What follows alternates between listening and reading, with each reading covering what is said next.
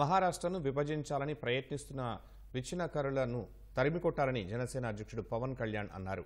Maharashtra assembly ఎన్నికల్లో ఆయన NDA అభ్యర్థులకు మద్దతుగా ప్రచారం నిర్వహించారు. దెగ్లూరు, భోకర్లో రోడ్ షోలు, బహిరంగ సభల్లో పాల్గొన్నారు. మహారాష్ట్రను విచ్ఛిన్నకర శక్తుల నుంచి కాపాడేందుకు ప్రజలంతా సంఘటితంగా ఉండాలని జనసేన అధినేత పవన్ కళ్యాణ్ పిలుపునిచ్చారు. అసెంబ్లీ ఎన్నికల్లో భాగంగా ఎన్డీఏ అభ్యర్థుల తరపున ప్రచారం నిర్వహించిన పవన్ కళ్యాణ్ సనాతన ధర్మ పరిరక్షణ కోసం ఎందరో మహానుభావులు పోరాడారని, వారి ఆశయాలను దెబ్బతీస్తోన్న అసాంఘిక శక్తులను తరిమికొట్టి దేశ సమగ్రాభివృద్ధికి పాటుపడుతున్న ఎన్డీఏ ప్రభుత్వానికి మద్దతు పలకాలని కోరారు. తెలుగువారు ఎక్కువగా ఉండే నాందేడ్ జిల్లా పాలజ్, దెగ్లూర్లలో జరిగిన బహిరంగ సభల్లో పాల్గొన్నారు. లాతూర్లో రోడ్ షో నిర్వహించారు. సమర్థ పాలన, స్థిరత్వం ఉన్న చోటే అభివృద్ధి ఉంటుందని, అభివృద్ధి చేసే ప్రభుత్వానికి అండగా ఉండాలని పవన్ కళ్యాణ్ పిలుపునిచ్చారు. నేను కేవలం ఓట్లు వేయమని అడగడానికి రాలేదు. ఎందరో మహనీయులు పుట్టిన ఈ మహారాష్ట్ర నేలపై నాకున్న గౌరవాన్ని తెలుపడానికి వచ్చాను. ఛత్రపతి శివాజీ పుట్టిన నేల, మన హక్కుల కోసం పోరాడటం నేర్పిన నేల, అలాంటి నేలపై నాకున్న గౌరవాన్ని తెలపడానికి వచ్చాను. సనాతన ధర్మాన్ని ఏమాత్రం భయపడకుండా పరిరక్షించడంలో బాలాసాహెబ్ ఠాక్రే గారు నాకు స్ఫూర్తి. రామనామం లేకుండా ఏ హిందూ గుండెలో రామనామం లేకుండా ఉంటుంది. ప్రతి ఒక్క హృదయంలో రామనామం మోగుతూనే ఉంటుంది.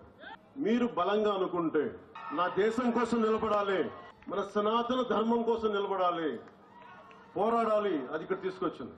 చాలా సింపుల్ గా, ధైర్యంగా, ఇది మన నేల, ఎక్కడికి పారిపోతాం? తల్వార్లు పట్టుకొని వస్తే చేతులు కట్టుకొని కూర్చుందాం. ఎవరికి దమ్ముంది చేయడానికి?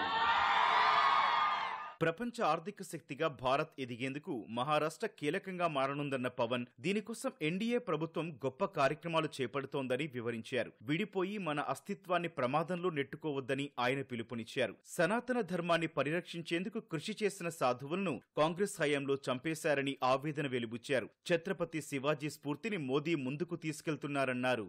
ముద్రా యోజన ద్వారా దాదాపు 30 కోట్ల మంది ఆడబిడ్డలకు చేయూతనిచ్చింది. గత 10 ఏళ్లలో highway man of India Nitin Gadkari గారు మన దేశానికి దాదాపు 11,000 కిలోమీటర్ల రహదారులు అందించారు.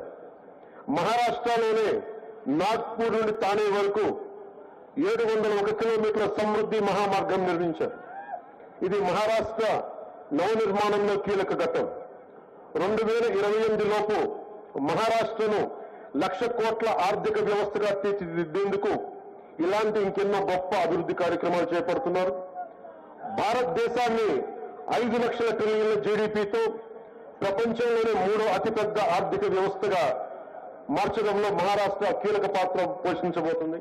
పవన్ తెలుగుతో పాటు మరాఠీ, హిందీలోనూ ప్రసంగించారు. పవన్ ను చూసేందుకు పెద్ద ఎత్తున తెలుగువారు తరలివచ్చారు.